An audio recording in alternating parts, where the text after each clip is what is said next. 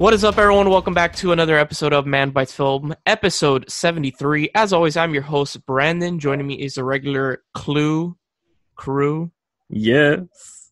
Lewis, Gecko. With the winds of hell behind us. We'll go into that in a second. And, of course, the dankest of the danks, Mr. Williamphoenix. Woohoo! Yo, what's up? Saw, dude. Sound a little bit more enthusiastic, fat boy. Come on, man. I am so happy to be here. Saw, dude. Yay. So, this is Doughboy needs a poking. That's what he needs. God. Whatever, Baldy. This is a special episode. Baldy needs a toupee. So, we're at a dilemma here. Lewis and I are in the path of a nice hurricane.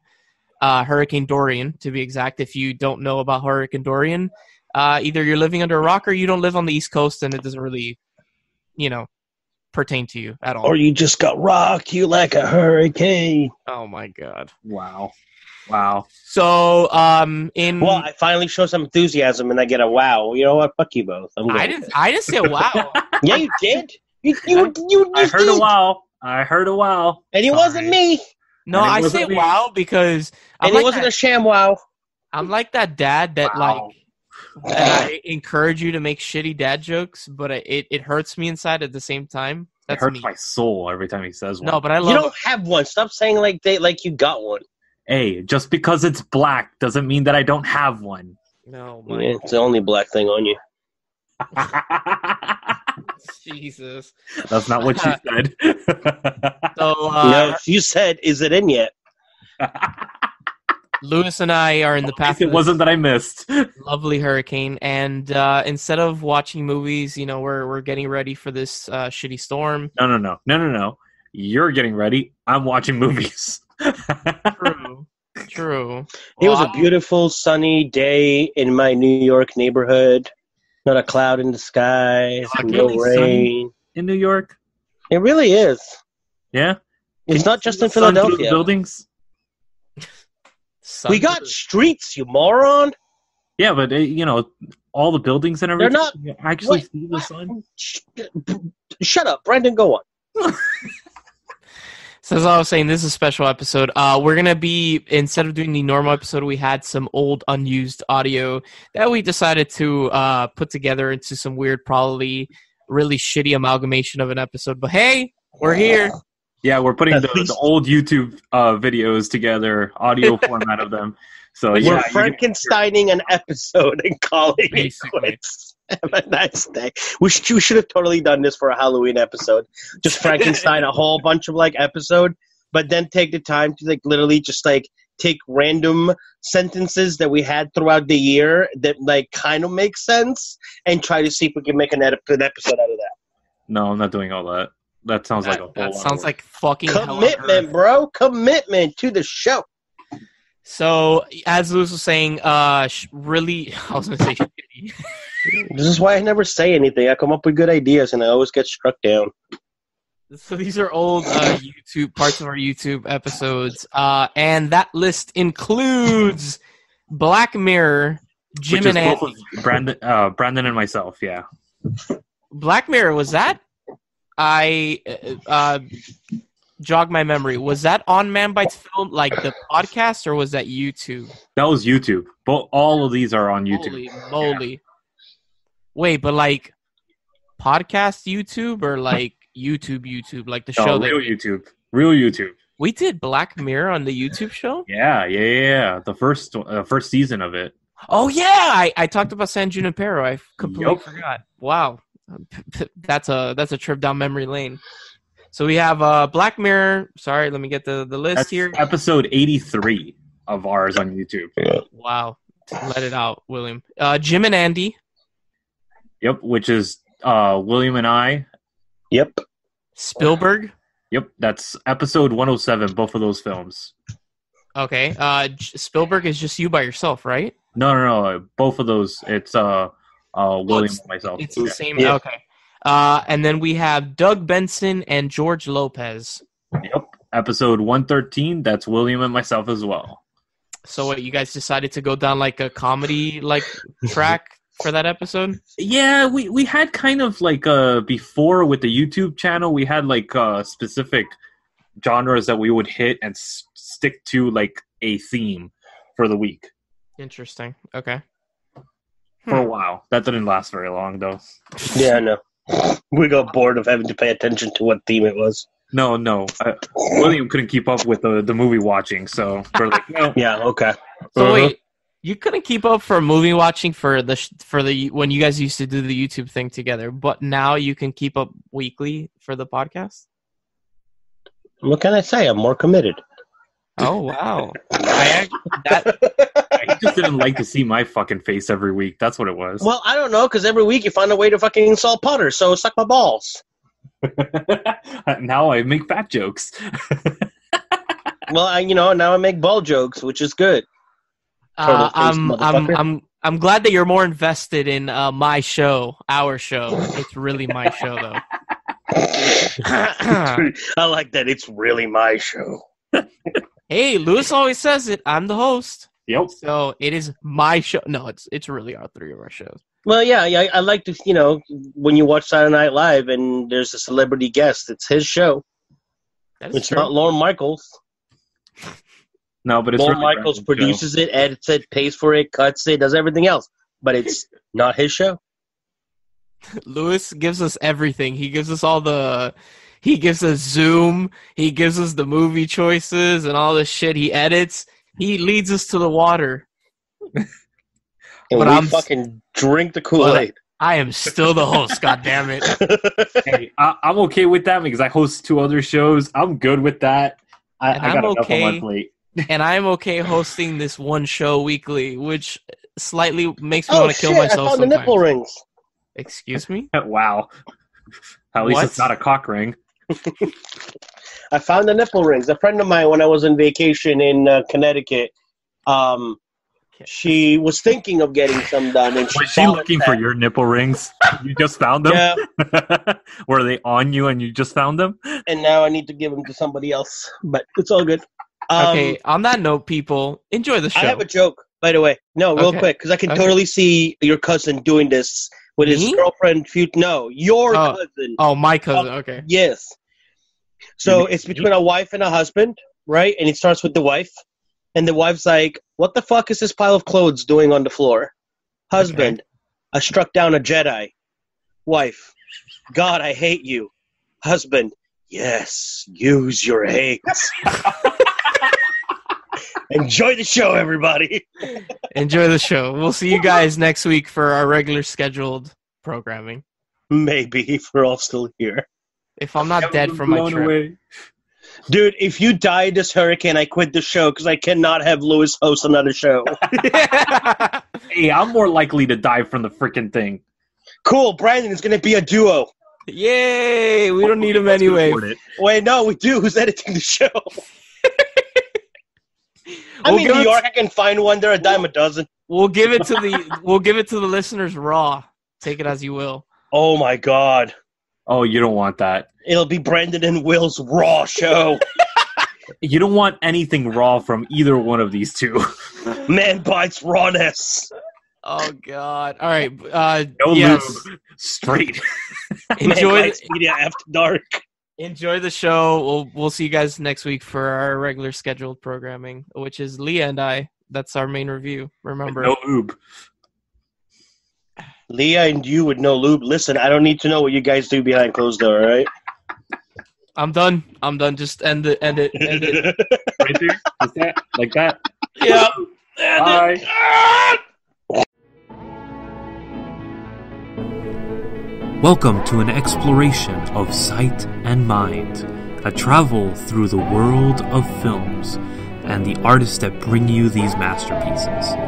Do you love films, directors, actors, cinematographers, editors, composers, or any of the hundreds of artists that bring you these feats of art? I am Luislacau, your host into the world of films, your guide to Man Bites Retro. This week we got a special guest, as you can obviously see. Hey guys. And this week we're actually going to be reviewing Black Mirror. This is a BBC show that was picked up by Netflix and turned into the monstrosity of amazingness that is now on Black Mirror. This actually premiered in December 2011, and each of us are going to choose our favorite episode of the show as of right now. So Brandon's going to start it off with his favorite one. So my favorite episode is San Junipero, which is Season 3, Episode 4. Ironically, well, I won't say that. I won't say what I was about to say, just keep it a surprise. So yeah, Season 3, Episode 4. Remind you, this is the Netflix season. Season 3 is the Netflix one, so... Yeah, so San Junipero. Yeah, they're all amazing. Written by Charlie Brooker, directed by Owen Harris. It came out it premiered last year, October 21st, 2016. They all premiered, all 6 episodes of Season 3. Yep. And so this episode stars... The 2 main characters are Yorkie and Kelly. Kelly is played by, I'm sorry if I butcher this name, Gugu Mbatha Raw. And Yorkie is Mackenzie Davis, which is, if you watch *Halt and Catch Fire*, she's from there. I've never seen *Halt and Catch Fire*. It's a good show, you should check it out. So yeah, so basically, we're not going to spoil the episode. So basically, a slight summary of San Junipero is that it's about these 2 girls in the 80s in a very... well shot. Yes. Tropical island, kind of like Hawaii. Just in the nightlife and them trying to figure themselves out. But it's shot very much like a David Lynchian style. It's very dark. It's not as bright as you would expect from like a tropical island or anything like that. So it's kind of subdued. Don't expect it to be very uppity episodes because they're not. They're very dark episodes. Black Mirror tugs at your heartstrings a lot. It fucks with you a lot. So, and it has a lot of social commentary in all the episodes. Yeah. So basically, they are in this island. They're trying to figure themselves out. By the sounds of the people on the island, it's like a vacation spot. It's where people tend to go to forget their problems and blah blah blah blah blah. So yeah, that's basically the summary. I don't want to go into more because then you'll get spoiled and all that stuff. So how about the characters? Yorkie. Basically, Yorkie is she's very withdrawn. She's a nerdy girl who doesn't quite know herself. She's basically like trying to figure. She's out of the 2, she's the one trying to figure herself out the most, basically, out of her and Kelly. And then Kelly is the complete opposite. Kelly's super outgoing. She's dancing with everybody and having a really good time and stuff like that. So it's nice to have the balance. I don't know if you got this, but I'm a huge Doctor Who fan, and she reminded me so much of River Song. Yeah. I don't know what it is, but her character reminded me so much of River Song, and I love River Song. So seeing her play that type of character, I loved it. I was like, oh my god, yes! They're cool. They're very different characters. They balance each other out very well. So it's nice to see the constant like back and forth between them, and Kelly trying to get Yorkie out of her shell and this and that, and So and so now it's why my favorite. It's so different from every other episode of Black Mirror. You think so? Yeah, because I like this episode, but I didn't like it as much as the one that I want to go into. And there's obviously it's personal preference. Every episode of Black Mirror caught my eye because it's very shocking. At the end, it just likes to just fucking punch you in the face, and you're like, what did I just watch? And San Junipero does the same, but in a different sort of way. Yeah, it's very wow. It's very much a judgment on us. I think. It's a judgment on us, and I don't know. It's just it's so different. It hits hard, but it's very different. It's not like a holy shit. I'm depressed watching this episode. It's kind of that's slightly beautiful. That episode's to me, it's very beautiful. It's very different from every other episode of Black Mirror. Every other episode of Black Mirror, half the time I was like, wow, this is depressing as shit. Yeah. And I really need to go have a drink or something. It does end on a very up note, though. Yes, it does. It's the only episode, I swear to God, that ends on an up note. Yeah, that's very true. That's the only one. It kind of ends and it wraps up in such a oh wow, that that was awesome. The type of feeling inside of you, it warms you up. It's really cool. Yeah. There's only very few films, a lot of Spielberg films do this, at least in my opinion. Mm-hmm. But I think pretty much every single one of his films, besides the what do you call it, slavery episode movies that he did, that's pretty much the only ones that end on very high notes at the end, and they're very like warm, fuzzy feeling that you get from it. Yeah. And another, like, going back to Gugu and Mackenzie, like, they work very well together. Yeah. It feels like they've known each other for a very, very long time, and it's nice to see that. Like, you watch movies and shows where, like, it's kind of like, yeah, they know each other, but there's, like, a tension between the characters. They don't know how to work off of each other. And you can tell it's not real. Yeah. You can tell that they're acting. You very much suspend your disbelief from anything in Black Mirror, because the acting, the writing, the film, like the actual style of it is so well done that you completely suspend reality for this. You get sucked into the Black Mirror world. Lewis didn't mention it, but if you are a fan of Twilight Zone, please check out Black Mirror. It's basically, I would call it the New Age Twilight Zone, basically. Yeah. So what would you think is similar in, like, context of films, mainstream films, and all that stuff to San Junipero? Without spoiling it. I don't... It's just... I'm not going to say a specific film, but just... It's... Fuck, this is really hard. I would say suspense thriller. Yeah, okay. Genre-wise, I wouldn't even say thriller. Just, sci-fi romance. Yeah. Like, that's basically what I would say. Gattaca? Yeah. Gattaca is a good... If you like Gattaca, you will like this a lot. Yeah. If you like similar films to Gattaca, you will like this. It's very hard to put a film or a genre because I will spoil. And even then, what I just said is slightly like... but it's the big reveal is not spoiled. So the impact I said earlier is like every episode of Black Mirror was depressing. Not that I didn't enjoy it. I enjoyed every episode of Black Mirror. I don't think there was one episode that I didn't enjoy. Not that it was okay. It was alright. And that's the one you like, the one with the bear, which we won't get into that. I really like that episode. That episode is so good, but I'm a huge political person. Yeah, so I'm not, so... I like my political... I don't know, and it wasn't a bad episode. I enjoyed it. It's just I didn't enjoy it as much as the other ones. Again, it's a very strong social commentary on the political system, and, current political system. San Junipero, like, it left me just like, wow, this is somewhat nice. It's a fresh change of pace comparing it to all the other episodes of Black Mirror, because everything else on Black Mirror is very, very depressing. So, yeah, that's my favorite episode of San Junipero. I love that. What would you rate this in overall context? Like 1 to 10, basically. Yep. I'll say a 9. 9? Yeah. I definitely give this one a 9. Definitely. Yeah. By far. So, that's Brandon's one, San Junipero, Season 3, Episode 4. Yep. The one that I want to do is Season 3, because Season 3 was fucking amazing.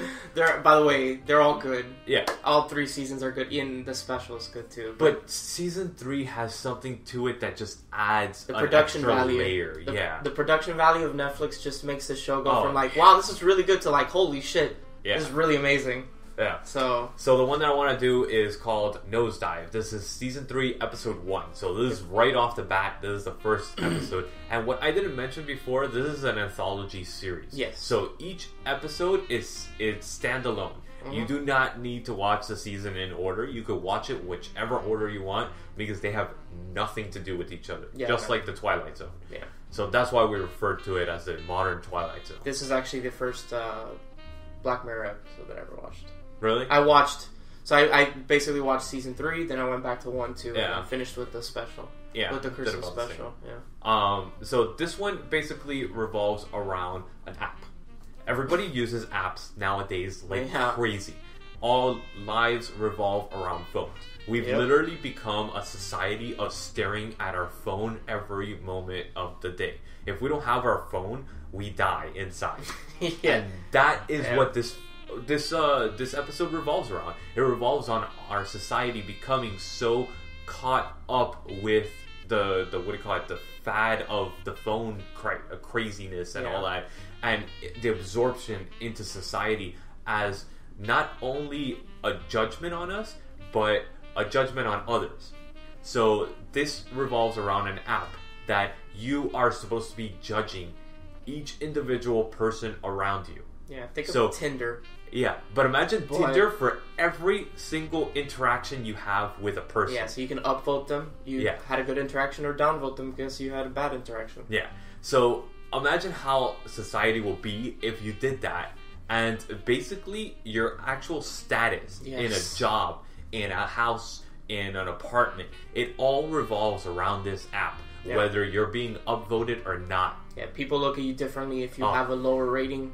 Yeah. If you have a high rating, you're basically like royalty. They look at you like, oh, you're a good citizen, you're a good person. And then if you have a low rating, they're like, what the fuck, you're a criminal, you're a bad person, blah blah blah. And there's some people that just hate it and they revolt against it, and they're like, you know what, this is the stupidest thing. But then there's other people that embrace it and they just become a Kardashian. Yeah, that's their entire life revolves around this app that they use. So they literally invite people that have higher statuses and higher levels in the app to be able to get higher status, because if the person is a higher status, then they could upvote them. If they upvote them, they become even higher because they're higher up. Yeah. So it all revolves based on how your status is. Mm-hmm. So some people, like their engagement party in this particular episode, they invite people to have a higher status. Yeah. So they could actually get upvoted and become even higher. Yeah, it's like you're inviting a celebrity to your party. Yeah. To basically get publicity off of them. Yeah, and this is one of my favorites because of the fact that it's very close to what society is like now. And it is the future. It's where we're going. If we don't stop this craziness in society, I mean, this is what we're going to end up being like. Yeah. We're going to be stuck not only to our phones, but stuck to this app and saying, you judged me. Why did you judge me?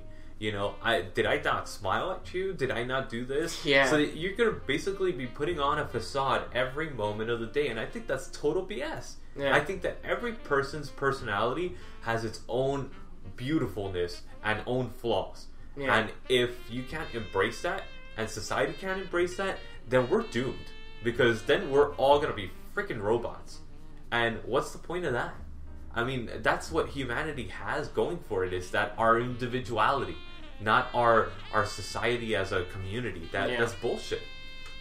Our individuality is what stands out and what makes us greater than every other animal, in all the world. I mean, this is what makes us a society. This is our individuality. This is what Black Mirror does. It makes you question everything. Yeah. It makes you like, love it. Wow, this is really deep. Yeah. And this is just an episode that lasts less than an hour, and it gets you conversations like this. Yeah. It makes you have these social commentary episodes. Mm-hmm. And it's so good. It's so good. Yeah. The characters in this show, in this particular episode, it's Lacey and it's Bryce Dallas Howard. It's actually Ron Howard's daughter, which I didn't know until Brandon told me. Yeah. And she does a phenomenal job portraying this character that is trying to rise up in this app and trying to struggle with the struggles of being a mediocre person on this app, but wishing that she was a lot higher. And she's trying to strive for that Kardashian status, but she's pushing herself way beyond what she's capable of, and she's completely obliterating her personality.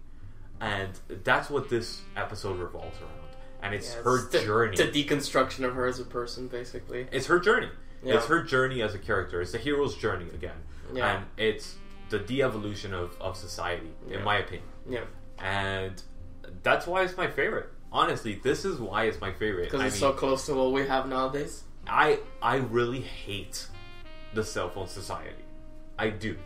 If it was for me, I would go back to the old flip phones and pal carajo, bro. Barely have any communication whatsoever, and just whenever you need to talk to somebody, you talk to somebody. The thing is, it is nice. I'm not like crazy about like, it's nice to have something to, like, pass the time. Yes. Because, like, recently I went to the hospital for whatever reason, and my phone died, and I was just staring at a wall. I was like, I have no way of, like, keeping myself entertained. But why don't you talk to the people? I was behind a curtain. Like, everyone was just like, there was no, no one to talk to, but, like... I mean, that's the thing. That's what society has created. Yeah. Your generation's different because you grew up with the cell phone. I didn't. I loved going... I remember one time that I went on a train, and I took a train ride, and I just talked to people. Yeah. I was not a single... I didn't have a cell phone. I had an old Nokia that it was Metro PCS, and it didn't work for anything. Outside in fact, they're bringing those back. Oh yeah, somewhere in Europe, I forgot what country it is. They're bringing back like those things are fucking huge. The Nokias that you could throw up against a wall and like, they won't break.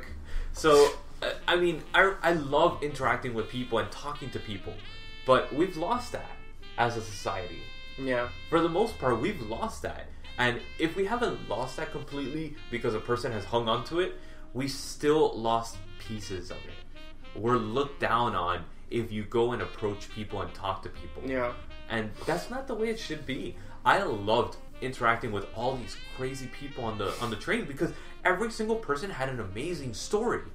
And that is awesome. It's like watching a show. It's better than watching a show because it's actually real.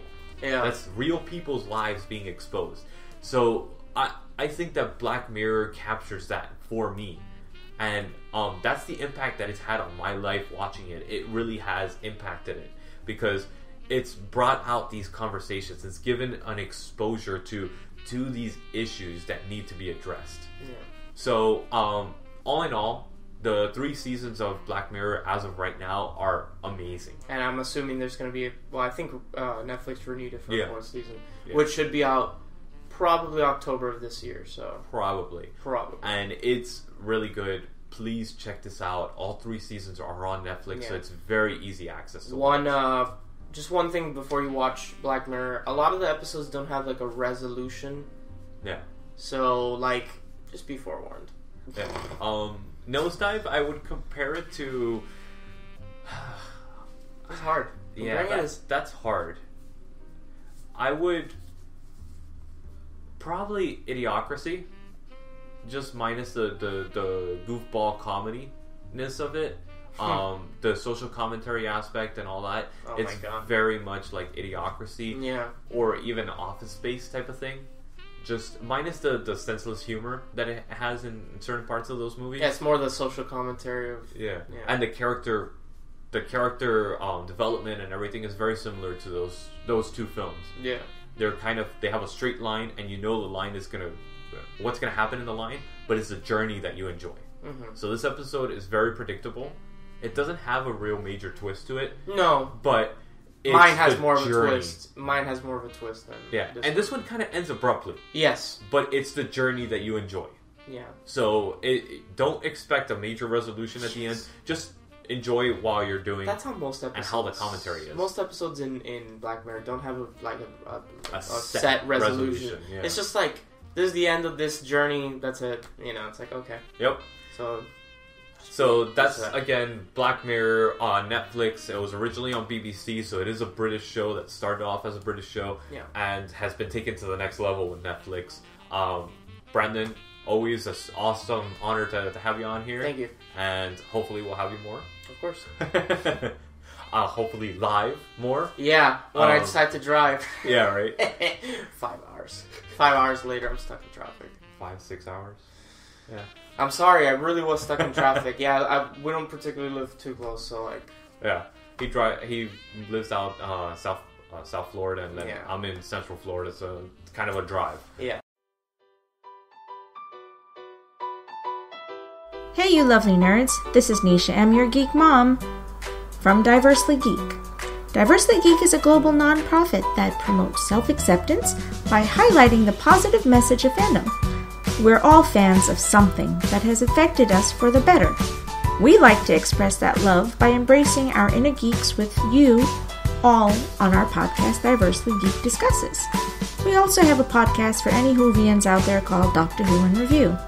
We often partner with Manbitesmedia, so you're bound to come across us sooner or later. You can find us all on our podcast platforms as Diversely Geek Discusses and on social media platforms as Diversely Geek. You can also subscribe on our website, diverselygeek.org, where you can find our podcasts, videos, original content, articles, and so much more. And remember, there's some good in this world, Mr. Aslan. Welcome back, everybody, to another episode of Manbitesfilm. My name is Lewis. I'm Will.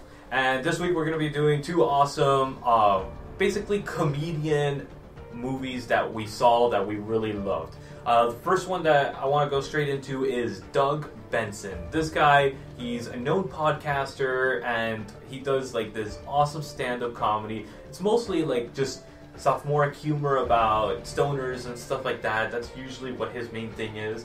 And this was his trolling of Morgan Spurlock at Comic-Con, at San Diego Comic-Con in 2014.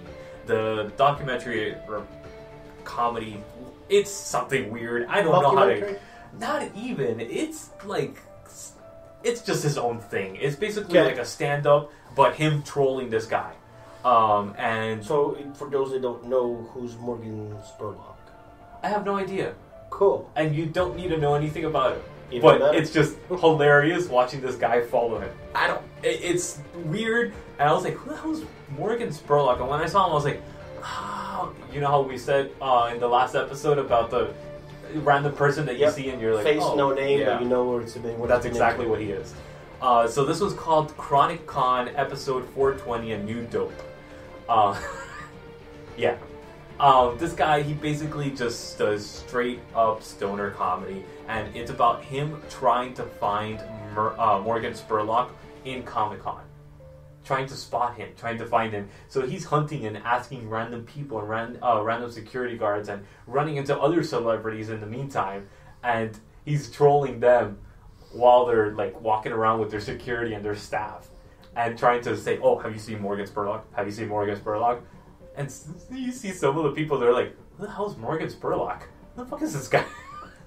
So it became a running joke in San Diego Comic-Con that year that this guy is searching for Morgan Spurlock. Does he find him?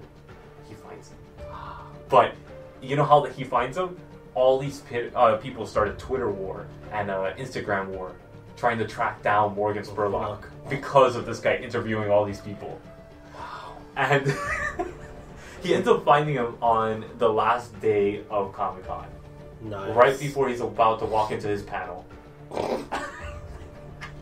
So, way to do it. And the great thing is that this guy is doing like stand-up shows and stuff like that in the clubs near to the Comic-Con.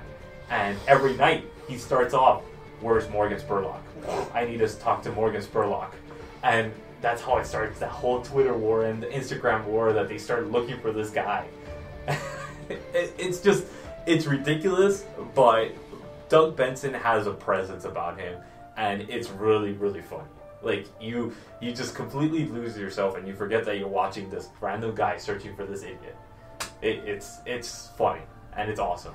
Especially if you're stoned, if you're watching this stoned, which I did. You know what would have been even funnier? If Morgan actually was not real. Right? If he came up with a random name that does not exist. And created a Twitter account and everything. And people would just like keep looking for him and what, and this person just never existed. And in the end just acts like, oh well, I didn't see him this time. So people like I guarantee you in this day and age when, people are eating like Tide Pods, they would be like a massive like manhunt across the nation for this, whatever name would come up with. I mean, that's the way I would have thought about it. It would have been yeah. I mean, this guy, he literally spawned 2 documentaries based on this thing. That's how infamous it became. Wow. Yeah. We need to do something like that. Right? Seriously. We gotta go trolling people. Oh my god. Oh my god. Who can we do? Best way to do it.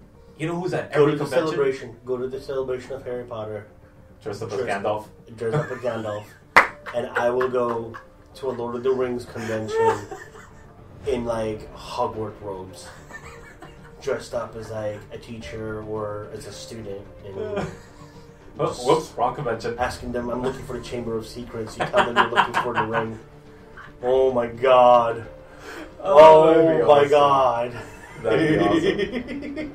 If I had about $1,000 to throw away, I would do it. But no. Dude, you got a loincloth? No, I'm talking about $1,000 to get into the stupid celebration thing, man. Oh, yeah, that too. Yeah. Yeah. No, not paying $1,000 to see her. It's like $1,000, the cheapest ticket to get in. No. Those are the packages. You can get into Universal with just a regular. You can go to the celebration with just a regular ticket. Yeah, but then you can't get autographs and all these things. You can't do. Yeah, but you're not there for the autographs. You're there to troll people. But even better, instead of going as Gandalf, go as Gollum. Precious. Have you seen Brandenlacau? Carry the ring around. Just carry the ring around. Yeah, hold it like really tight, awesome. like it's burning your hand. Precious. Oh. And then have a friend of yours show up as a hobbit, and always make sure you're on opposite sides of the park, so you never actually find each other.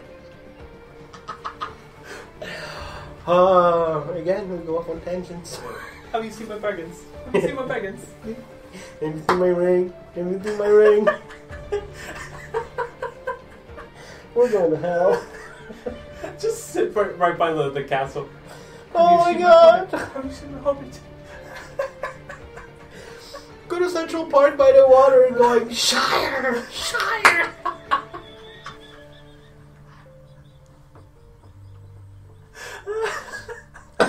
Oh my god. Oh man. Oh, if anybody shows up to the mentor, starts screaming, Nazgul! Nazgul! And run away! It burns! It burns!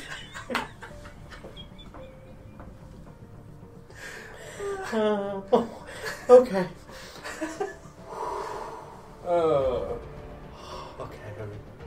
Okay, cool. You know you're really white when your face turns completely red when you're laughing. Yeah. And the mirror doesn't help me because I see myself like as red as the I'm not even behind looking me. I'm not even looking at the mirror at this point because I'm like, nope, not gonna do it. Not gonna do it. So, cool. What were we talking about? Doug Benson. Yes. I give it about a 7 out of 10. It's enjoyable. It's good to watch, but yeah. You don't want to give it a 4 out of 20? Okay. So it'll be a 2 out of 10. 2 out of 10. 2 out of 10, yeah. 2 out of 10. It's only half as good as me. So, what was it that you watched this week? Oh, I don't want to talk about my Meister Political. This is too funny. See, this is what happens when we talk about stoners. Yeah. And ironically, I don't even smoke. I mean, I used to. So that's, something to happen. Yeah, neither, but it's amusing either way. Oh, okay. So I watched George Lopez's new stand-up called The Wall, live from DC. Not to be confused with Pink Floyd. Not to be with Pink Floyd, The Wall. This is George Lopez, The Wall. And obviously George Lopez being George Lopez and being live in Washington, he's funny. I mean, I've always enjoyed Lopez from his show, his early stand-up, and his HBO specials, and he did not let me down in this one. He was George Lopez, being George Lopez, how him as a Mexican here and talking about minorities, not just, the Latinos, but all minorities in America, and now with the administration that we have. And obviously, he tries to make light of it and make jokes about it, which when you touch... Does he do, serious jokes, though? Or does he, both. Is he, doing the stabs, the jolts at the president? Or is it, both. He doesn't necessarily, obviously he goes after Trump because, but it's, when you have an easy target like that. But, he when you make political jokes, and obviously you know where your stance is, and people know where your stance is, but you still want to try and entertain the crowds. You don't want to alienate yourself too much from what is the people that's making, that are fans. Yeah. It's always harder to do. It's one of the what I think is one of the hardest things in comedy because you don't want to go too far, but you don't want to stay too serious. So you have like this bubble that you don't want to stray too far off of or even burst it.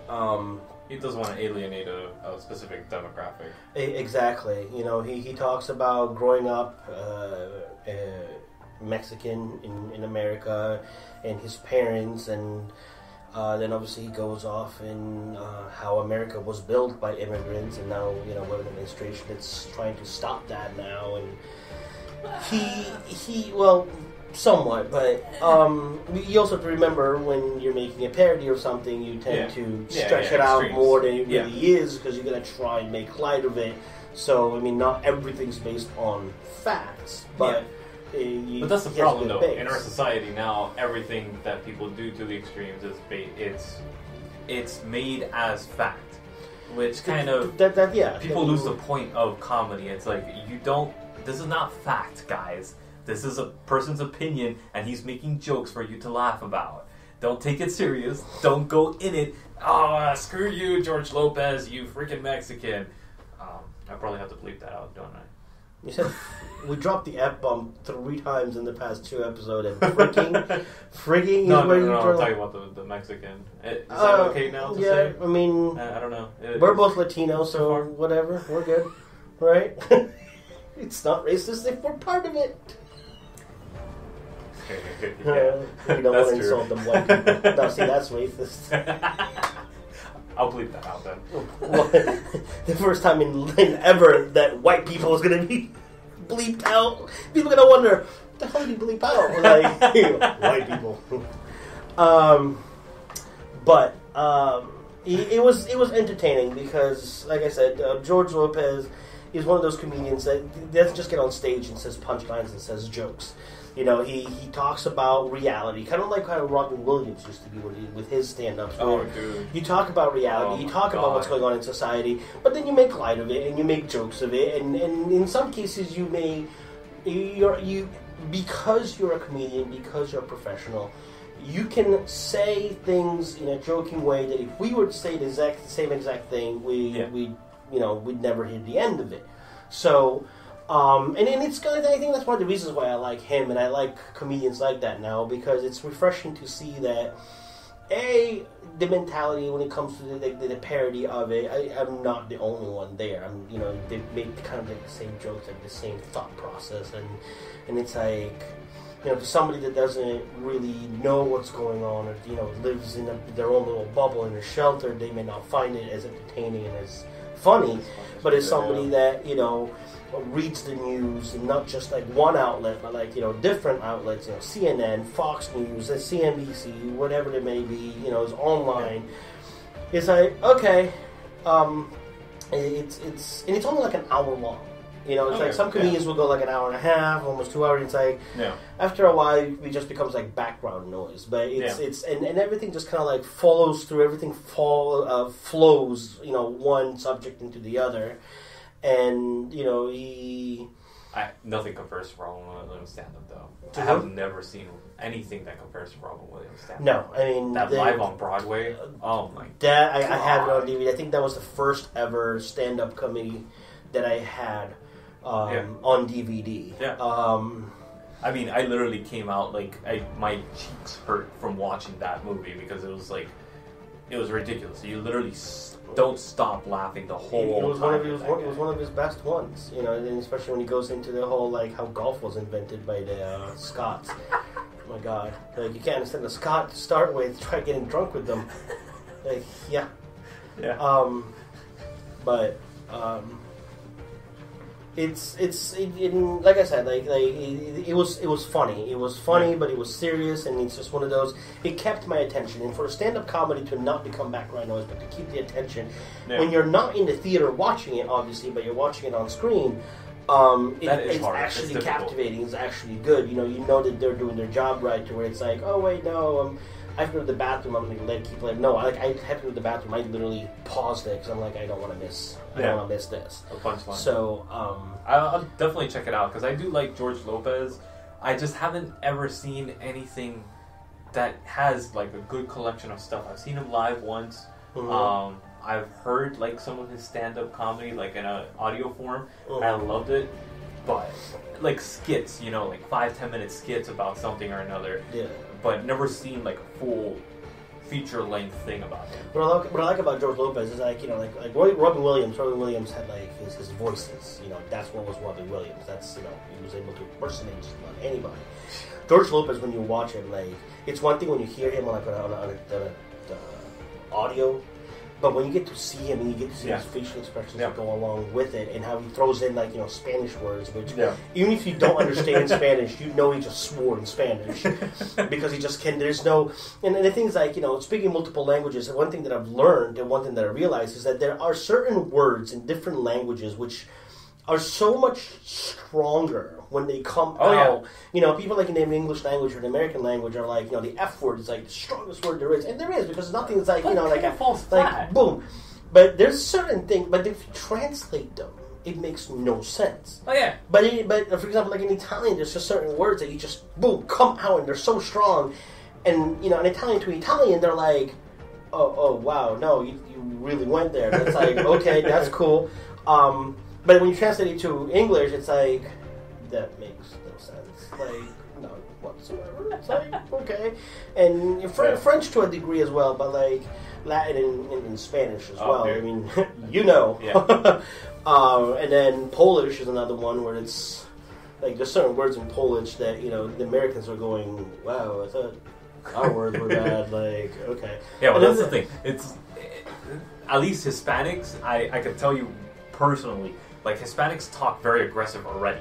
So then when they throw a curse word, it's even more like, ooh, what? Stop, what? Speaking of Hispanics, and not like aggressive, but like, you know how like certain Hispanics just like, it's like a machine gun just coming out, words just like, you're like, wait, hold on, no. I heard, I was flipping through the radio stations the other day, and I stopped on a Spanish station, and it was a commercial on, and apparently they were reading the fine print at the end. I thought the English fine print talked really fast. This one literally sounded. I'm like, I believe it may have said something, but it was fine print, and I did not. I believe there's people out there that are able to talk that fast, and it's like good for them. But I'll never learn that quickly. Yeah, right. But anyway, back to this. It's like, you know, comedians have like different sectors, and Lopez, like Williams, has his stick, where his stick is, you know, talking about himself, talking about him growing up, and, you know, especially being able to talk about them from the minority's point of view, but like his facial expressions and the way that, you know, he just portrays himself. And I mean, yes, like with you and with a lot of people out there, there'll never be another Robin Williams. We don't want there to be another Robin Williams. Never. There are those comedians which, you know, to this day, you know, back then there were those comedians that got on stage, told jokes, had fun, and you went home. Now that they're getting older, and you've gotten older with them, and you've experienced society with them, and they're more political, but they're still being funny. Dave Chappelle's actually going down that road as well. I love Dave Chappelle's show. That show was awesome. It was a very funny show. That there were some things where I was like, and then, you know, he went to Africa and did everything else, but, you know, coming back, it's like Carlos Mencia. I haven't seen Mencia recently, so I don't know what he's doing. He's actually, you know, he was in Orlando this past weekend, or this weekend. He's actually in Orlando. But when I watched it, he was like literally just like talking about like when you go to work or when you look in society and you see somebody do something stupid and you just want to be like, what is wrong with you? That was his stick. That was his, like, you know, like, I'm going to say things how they are. I'm going to speak people's minds. Jerry Seinfeld. I'm waiting, exactly, Jerry Seinfeld as well. I'm waiting for, like, his new special to come on whichever outlet it may be, because I want to see which route he's decided to go. Especially somebody like Mencia, to where his big thing was making, you know, that sound. I've never of, like, you know, seen anything of Mencia. Really? Ever. Look, his old stuff is funny. Obviously, very far from being politically correct. But I like that. I don't like the fact that they have to censor themselves to be politically correct.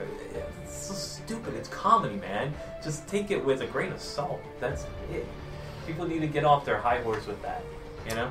Unfortunately. But, yeah. Overall, I mean, if you want to, sit down, enjoy, watch Lopez, you've been a fan, you'll stay a fan, I can promise you that. I'd give it like a 9.5 out of 10. It was very well done. Obviously, I mean, you can't really talk about cinematography or anything like that when it comes. But for what it is, for a stand-up comedy, it was actually really good, really spot on. I would sit and watch it again, which when you watch stand-up, you really don't have that urge. But it's actually really good, so I highly recommend it. It's streaming on Netflix. It just came out a couple months ago. It actually came out a month ago, but it was recorded a couple months ago. So check it out and enjoy and let us know. Chronicon as well. Episode 420 and New Dope is on Netflix as well. And both of these are on Netflix. That's pretty cool. So my name is Lewis. I'm Will. And this is Manbitesfilm. We'll see you guys next week for another episode. As the songs of awakening rang through, the world was created. The silence was broken. Middle-earth, with its rolling hills, broken mountains, flowing rivers, and beautiful forest, was created. Cellar Door is a journey into the mythology, the mystery, and the beauty of Middle-earth. Sit back. Close your eyes. And imagine.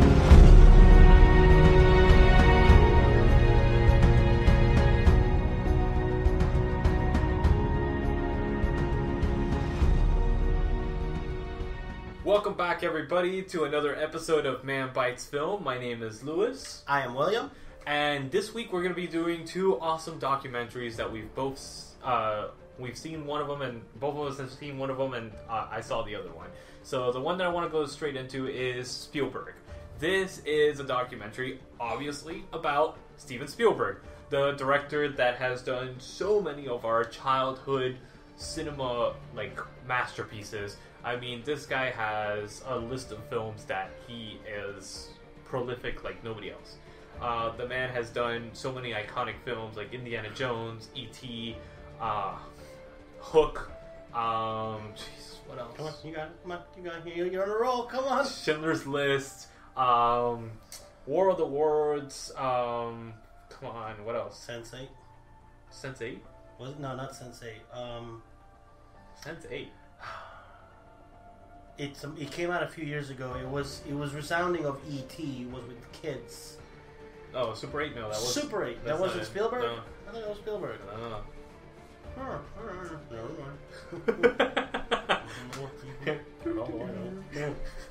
Okay. Well, either way, Spielberg has done a crap load of movies that are phenomenal, and this documentary follows all the films that he has done, and it basically goes into a lot of the backstory of the films that he did and he wasn't comfortable doing, which was interesting. It wasn't a fluff piece about Spielberg. It was more about all the flaws and everything that he encountered and how he grew as a filmmaker, which was interesting because he admitted to a lot of shortcomings that he had. One of the main... Like the fourth Indiana Jones. Yeah, besides that, he doesn't even mention that one. It goes into The Color Purple, which is interesting because he was like, dude, this movie, I had no reason I should have done this movie. I wanted to challenge myself, and I was not up to par to make this movie. And Finding Private Ryan. Saving Private Ryan? Saving Private Ryan. Wow, I am out of it today. Saving Private Ryan? Oh, Saving. Not Finding Private Ryan. Jaws, I mean, there's the other one that I was like, okay, we're both missing. Jaws. I mean, there's a bunch of movies that we're both missing, but besides the point, he has a very good list of movies, but he also has his bad movies, like War Horse and Color Purple, Amistad. War Horse wasn't that bad of a movie. It was decent. It was. I don't know. I'm surprised that he put War Horse on that list because it wasn't like. No, he didn't put it on there. I put it on there. Oh, you put it on there. Oh, okay. Then never mind. But Yeah, Amistad was definitely like it was a good movie, but definitely not one of his best. Yeah. So. He is good at directing kid actors. He is good at getting performances out of kid actors that otherwise would not get a good performance. There's some, and it is very hard as a director to get good performances out of kids. The fact is that he is able to direct children and get the exact feel that he wants, which is phenomenal. With a perfect example of that, E.T. I mean, E.T. is his masterpiece when it comes to kids. Drew Barrymore. Yeah, I mean, he directed such a wide cast of kids in that one, and he did a phenomenal job with it. So this documentary just revolves around that. It also revolves around there's the other one, 1941, the Belushi film. Yeah, with him directing it, and that was another one that he was like, I don't know what I was doing. I had no idea. The script was good. I was like, all right, let's do this. And honestly, Belushi directed most of it. That's what he said. So he admits to his faults, and it's very interesting, and it's a very compelling documentary. Amazon streaming right now. It's actually an HBO film. Okay. And it runs about 2.5 hours, so it is long. But you could split it up and watch it little by little. It's honestly not one of those movies that you need to watch straight through. Yeah, in my case, I started watching it, wanting to watch all of it, and then I fall asleep. Yeah, exactly. So, I mean, this is the type of documentary that you'll be able to get, but it is very informative, and it gives you a very good perspective of Spielberg as a director. I give it an 8 out of 10 in total. So, what was the film that you wanted to do today? A movie on Netflix that actually caught my eye was Jim and Andy and The Great Beyond. Yes. It is a documentary. Basically, it's an interview, but it has footage from when Jim Carrey was cast as Andy Kaufman in Man on the Moon. And Andy Kaufman and Andy Kaufman? What's the other character Andy Kaufman plays? Man, I can't remember a title like Saving Private Ryan right now. You won't remember what the other character's name was? Yeah, Andy's alter ego, which I really can't remember the name at this point. Well, he does him. And, well, supposedly. So that's where I was trying to get that one out of you. What's great about it is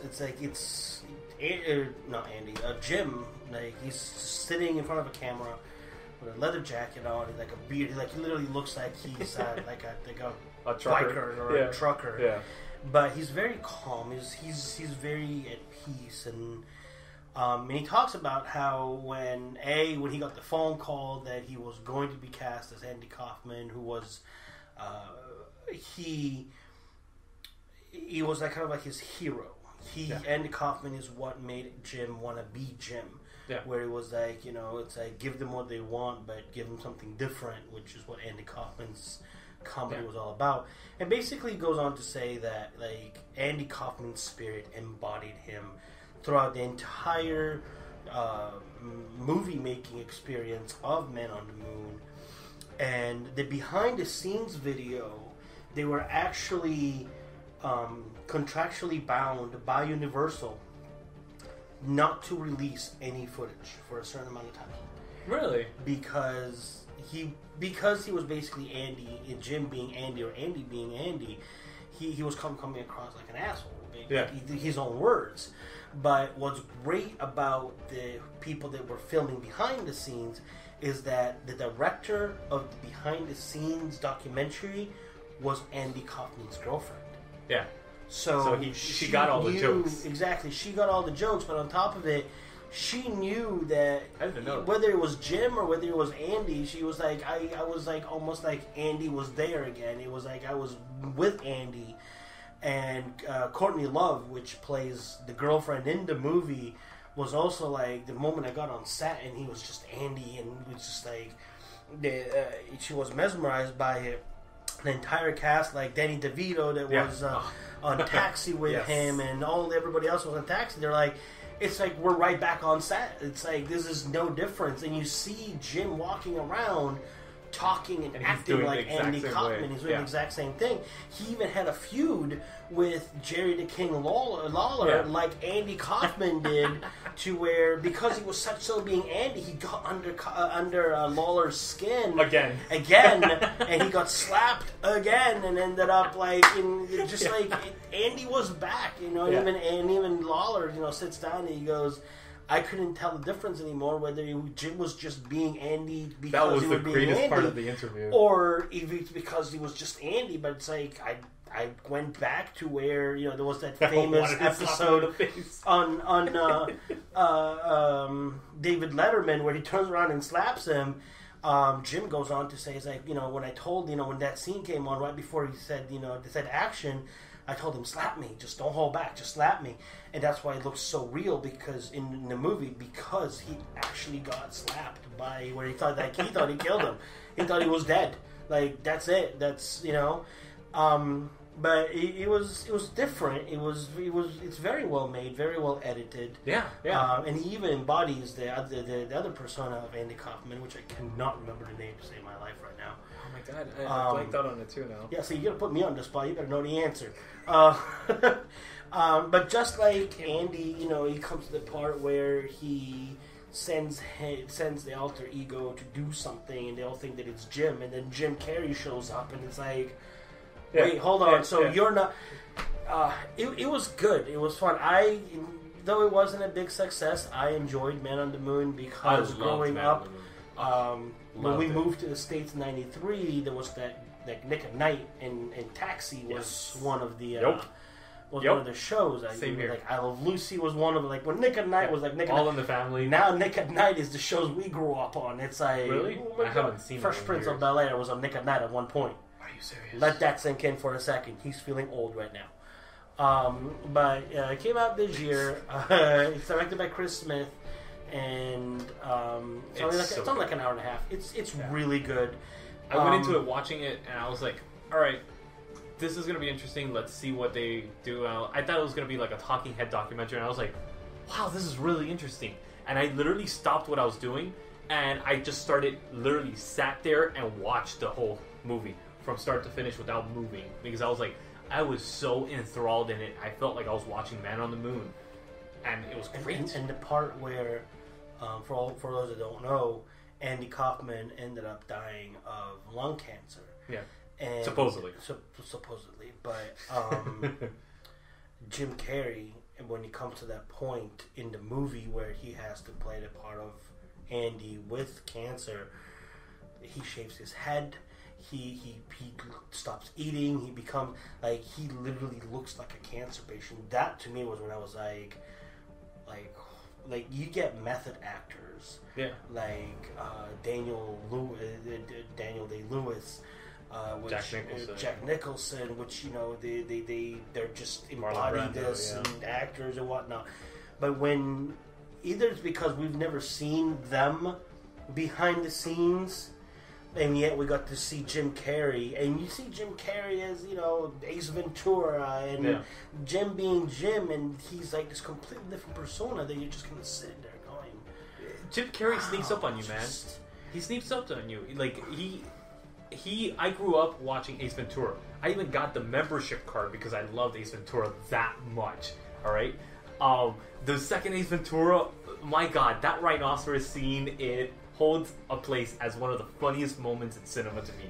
I love that. And then Liar Liar, the pen is blue, the pen is blue. Oh, come on, that is just awesome. And then my favorite line from that movie was it good for you? I've had better. And the next 5 minutes where it's like, I've had better. That to me is the best Jim Carrey movie so far. He was great. A lot. He was really good in Eternal Sunshine of the Spotless Mind, which was very anti-Jim Carrey because he was this completely different persona. And The Majestic. But The Majestic was really good. Like, it was good. Was amazing. But to me, it was Truman Show. Oh yeah, that's true. Truman Show. I mean, that's the thing. He sneaks up on you. You got the real slapstick comedy like Dumb and Dumber, Ace Ventura, all these things, and then you got serious Eternal Sunshine, Man on the Moon, The Majestic, and then you get like completely different every movie since then. It's really insane. The guy's chameleon. Truman Show. I do this to this day just to be funny. When people are like, I'm like, oh, good morning. No. I'm like, the good morning. And I'm like, in case I don't see you, good afternoon, good evening, and good night. Yeah. And it's just become such a part of me. And it's just, even the soundtrack to that movie is like... And then the leading up to the conversation with God. Where it's just like, wow. But anyway, that's a completely different thing. Bruce Almighty. That's another one. There you go. Bruce Almighty was good, but it was more of a Jim Carrey going back to his roots to where he could do the funny, blah, blah, blah, and the alrighty then and all this. Yeah. Truman Show, like the movies that, like the dramatic movies of like literally just in a what do we call it? Eternal Sunshine? No. They're in a category. Yeah, they are. And it's good, but this is definitely, it's a good viewing. It's especially if you are a fan, or if you've either enjoyed Taxi, or you like Andy Kaufman, or even if you're just a Jim Carrey fan. He hasn't really released anything lately. He's old, man. He's gotten old. Okay, he's gotten old, but there are actors that are a lot older than him that are still releasing. But it's he's not Robin Williams. He won't get better with age. No, nobody's Robin Williams. Nobody Exactly. will ever be Robin Williams. Robin Williams will forever be Robin Williams. But Jim Carrey has That's his what I'm own looking for. place in the comedic world because of how he is, and he explains it in this movie as well. His rise through the comedic world and why he has the catchphrase "Alrighty then," and there's a whole. Oh my God! You think that it was just like a thing? Yeah. There's a whole story behind the whole his "Alrighty then," which is kind of like, wow, and that line alone, that segment alone, is what made burst him out. Where he's like, okay, this is the kind of comedy that I want to do, and that's where he. So it's not only about Jim being Andy; it's like how Jim became Jim, which then led to Andy. Yeah. But if you're a fan of Jim Carrey, you're a fan of Andy Kaufman, you're a fan of anything that they've done, this is a must-watch, and it's easy access. Netflix, throw it on there, and if you enjoy the first 20 minutes, which you will if you're a fan of either one, then continue watching it. If not, turn it off if it's not for you, but you get into it at least within the first 20 minutes, you will know whether you like the rest or not. Yeah. For sure. So I definitely recommend this as, like you said, give it a trial run. Yeah. And then go on from there. Rating-wise, what do you give it?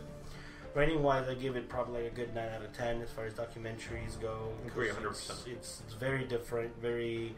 Yeah. there's back footage, just an interview, but it's still entertaining. It doesn't feel like a documentary. It doesn't. It literally just feels like an interview with footage that it's put in there, but it's very well done. And it's fast-paced, which is unusual for a documentary. It is. It's like basically throughout the entire series and throughout the entire movie.